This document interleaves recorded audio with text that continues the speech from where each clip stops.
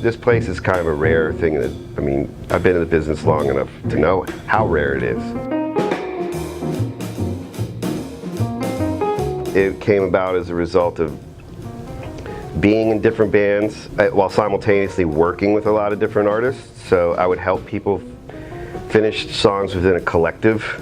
And then I was always writing my own music, but mostly early on it was all instrumental pieces. I began more and more writing all variety of songs and also writing lyrics. I started making money off music when I was 15. I had some really crappy jobs, and then I figured out I could make more money playing gigs. Maybe not anymore, but back then you could. I had my last day job when I was 17, and I never looked back.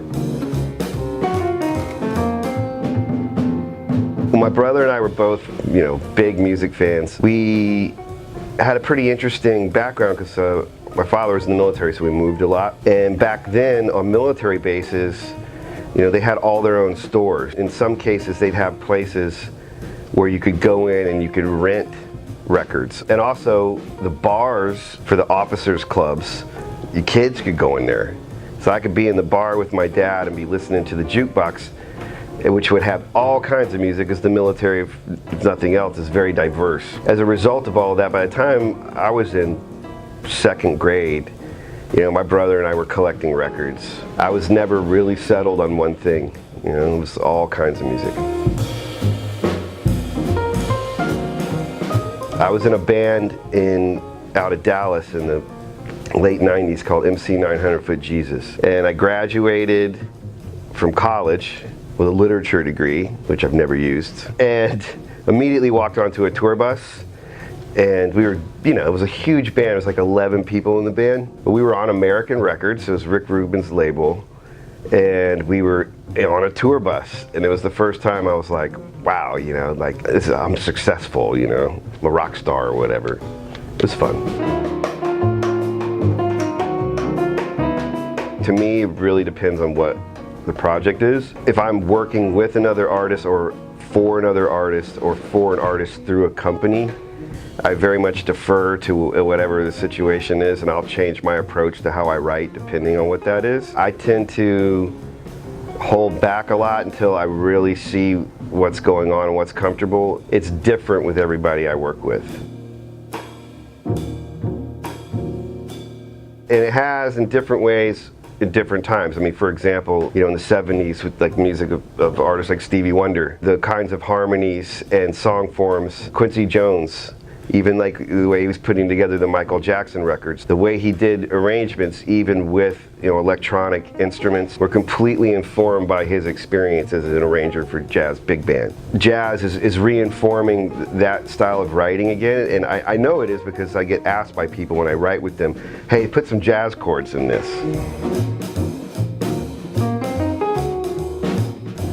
Duo Trio is comprised of myself, Jay Bellerose on drums, and Gus Seifert on bass, and they both came out to hear me play with just a pickup trio at a club in Highland Park.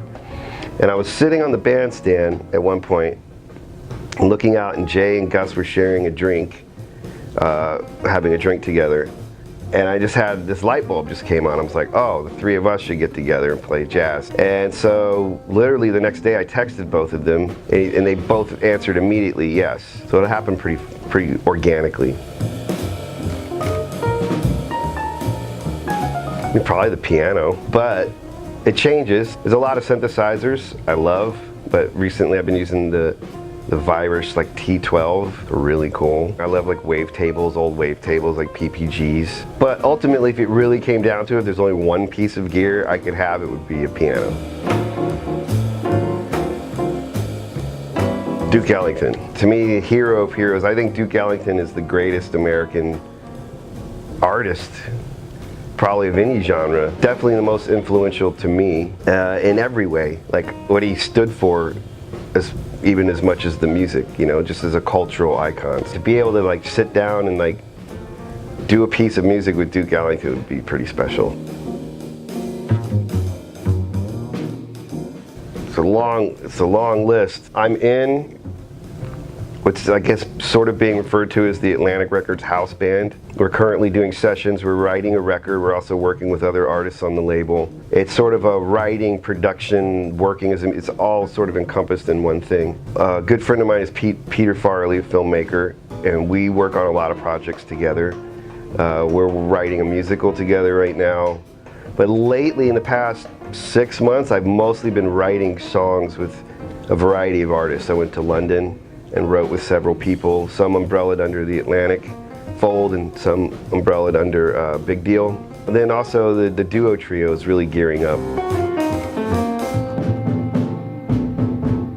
I wish I knew a lot more about the ins and outs of the business when I started. I wish I had had some kind of mentor when I was like in my early 20s who would have sat me down and be like, here's how publishing works, here's how writing works, here's how like ASCAP and BMI works. You know, the older I get, I constantly realize how much I don't know and how much that lack of information has impacted my career, both financially and like just in general.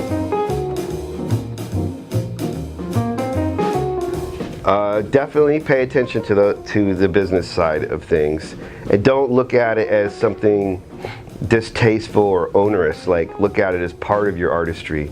It's something you should be responsible for knowing. You'll be able to create better if you know it better, because you'll have more assets behind what you do. Because ultimately that's what if you're making music for money, you're in the business whether you like it or not.